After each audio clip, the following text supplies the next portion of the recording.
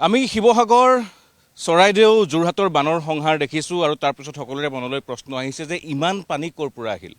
সেই প্ৰশ্নৰ উত্তৰ বিচাৰি আমি আজিৰ দিনটোত নাগালেণ্ডৰ বিভিন্ন অঞ্চললৈ আহিছোঁ আৰু যি স্থানত মই এতিয়া উপস্থিত আছোঁ আপোনালোকে দেখিছে ইয়াত সৰু নিজৰাৰ দৰে পানী বৈ আছে। আগতে সৰু নলাৰ দৰে পানী ইয়াত আহিছিল, তেওঁলোকে নালা বুলিয়ে কৈছিল এই গোটেই অঞ্চলটোক, এই পানী অহা সুঁতিটোক। কিন্তু হঠাৎ যেতিয়া সেইদিনা বান আহিল, মোৰ পিছফালে চাওক এটা পথ সদৃশ পৰিৱেশ।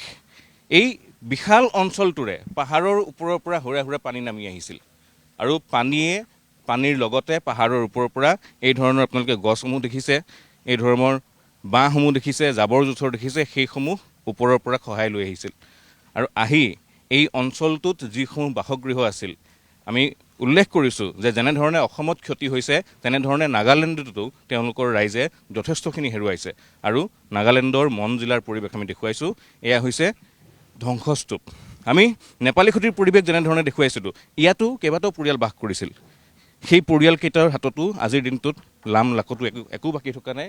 সম্পূৰ্ণ ঘৰ পাহাৰৰ পৰা অহা সেই মাটি আৰু বালিত পোত খাইছে। এজন স্থানীয় লোক আছে, থোড়া বাত কৰেংগে, बताइए तो क्या हुआ था उस दिन, कैसे आया पानी?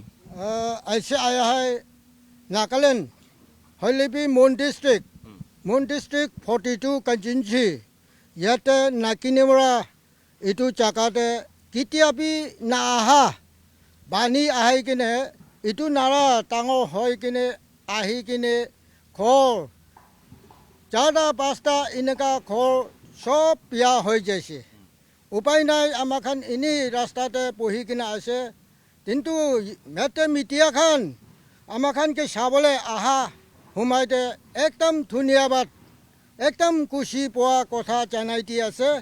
ইটোতো নাকিনিমৰা আমাখান কৈ থকা ৱাটলং আংয়া ইটো চাকা ৱাট 1 ইটো চাকাতে এনেকুৱা পানী ডাঙৰ হৈ কিনে ঘৰ চব বিয়া হৈ যাইছে।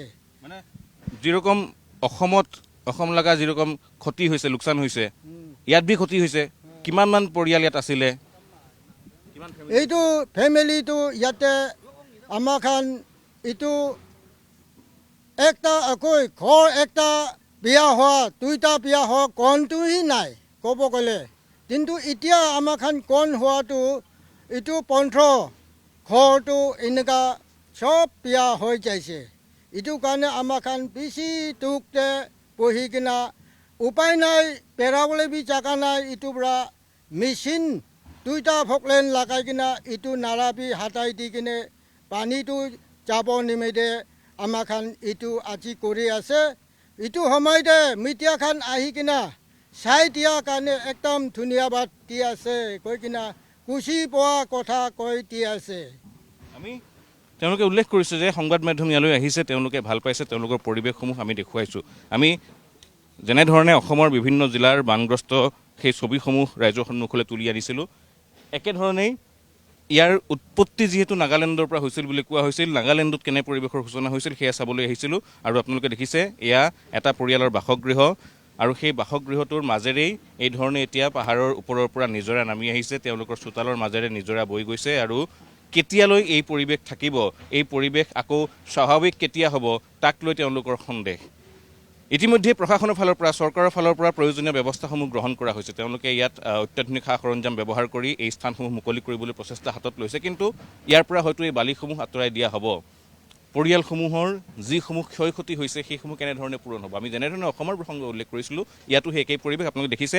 ঘৰৰ মাজেৰে নিজৰা বৈ গৈছে, ঘৰৰ ভিতৰত এই ধৰণে ইয়াতো পাহাৰৰ পৰা অহা কেইবা ফুট মাটিয়ে ঘৰসমূহ পুতি পেলাইছে। পাহাৰৰ পৰা যিসমূহ গছ কুণ্ডা ইত্যাদি ভাঙি আহিছিল সেইসমূহ ঘৰৰ মাজেৰে পাৰ হৈ গৈছে। মুঠৰ ওপৰত অবৰ্ণনীয় পৰিৱেশ যেনেধৰণে অসমত দেখিবলৈ পোৱা গৈছিল, সেই একেই অবৰ্ণনীয় পৰিৱেশ দেখিবলৈ পোৱা গৈছে নাগালেণ্ডতো। অসমৰ বিভিন্ন প্ৰান্তৰ লগতে নাগালেণ্ডৰ মন জিলাৰ কেইবাটাও অঞ্চলত ভূমিস্খলন ইত্যাদিৰ পিছত এই ধৰণৰ এক বুজাব নোৱাৰা পৰিৱেশ, আৰু সেই পৰিৱেশৰ মাজত কেৱল মাত্ৰ এতিয়া তেওঁলোকে দুশ্চিন্তাত সময় পাৰ কৰিছে। কাৰণ তেওঁলোকৰ এই অঞ্চলসমূহত তেওঁলোকে বান দেখা নাছিল।